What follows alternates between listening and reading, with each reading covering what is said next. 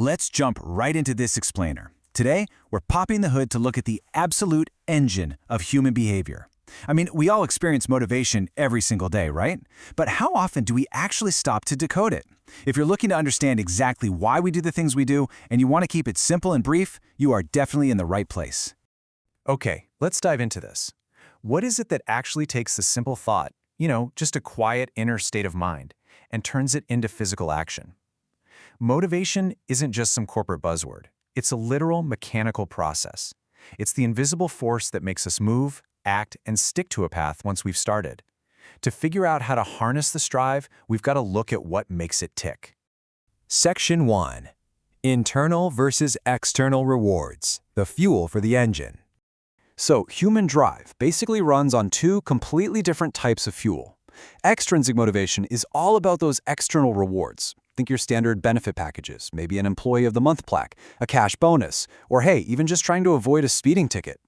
Intrinsic motivation, on the other hand, comes entirely from within.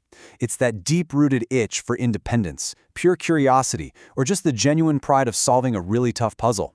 Both are incredibly powerful, but they burn totally differently in our mental engines. Moving on to Section 2, Content Theories, What We Need. You've probably seen Abraham Maslow's famous 1943 needs hierarchy. It operates as a strict bottom-up progression. Honestly, you simply cannot focus on higher-level growth, like self-actualization, if you're constantly stressing about basic survival. First, physiological needs, like food and water, absolutely have to be met. Then safety. Only after that can you worry about social connection, followed by esteem, and finally, reaching your absolute full potential. You literally have to climb those steps one by one. Now, another way to look at this is through David McClelland's theory, which argues that our needs are actually learned over time. People basically act as the engine based on what they crave the most. Some crave power. They want to influence and direct things.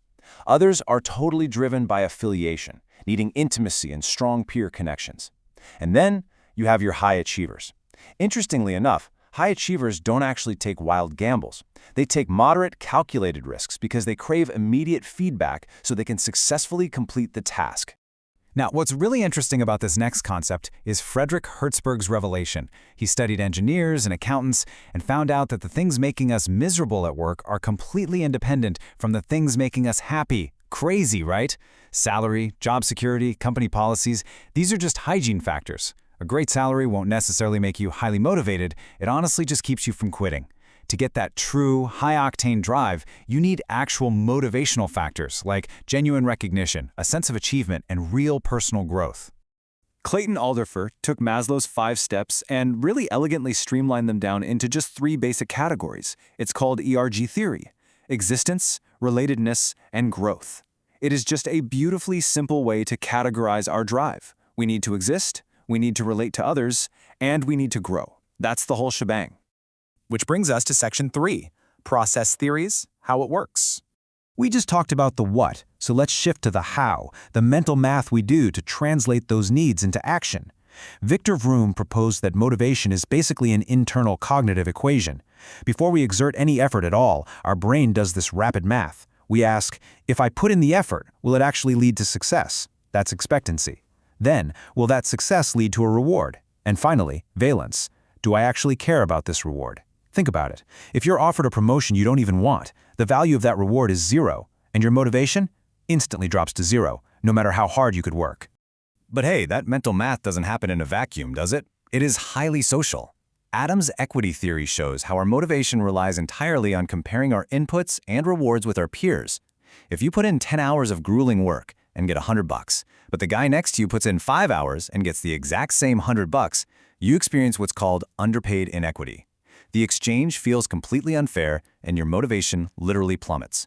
We are deeply, deeply driven by the perception of fairness. Flashing back to the 1960s, Edwin Locke found something incredibly straightforward but massively powerful. Simply setting a goal changes our behavior, but only under very specific conditions. Vague goals like, hey, just do your best, totally flop. Goals have to be specific, clear, and unambiguous. They need to be difficult enough to build pride, but realistic enough that we don't just throw our hands up and quit. And above all, we need constant, appropriate feedback to keep that engine running smoothly. And as the final mechanical rule here, we have B.F. Skinner's reinforcement theory. It basically states that behavior is entirely determined by its consequences. Are we chasing a reward through positive reinforcement?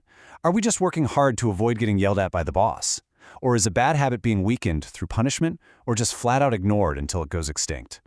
Our actions are continuously shaped by the outcomes that follow them. All right, section 4. Mastering your own drive. Let's pull all of this together. The most crucial point of all this is captured beautifully by S.P. Robbins. Check out the balance required here. True sustainable motivation always requires a match. It's the willingness to exert high levels of effort towards an external organizational goal, but, and this is a big but, that effort is entirely conditioned by your ability to satisfy some deeply personal individual need. If the organization's goals and your personal needs don't link up, the engine simply stalls out. So I want to leave you with this final thought, to really analyze your own life through the lens of this explainer. Look at the tasks taking up your time right now. Do your current goals actually align with your deepest intrinsic needs? Are they satisfying your personal need for growth, affiliation, or achievement? Because honestly, once you align your daily tasks with your own internal engine, that is when you unlock true, unstoppable motivation. Thanks for joining me for this explainer, and keep learning.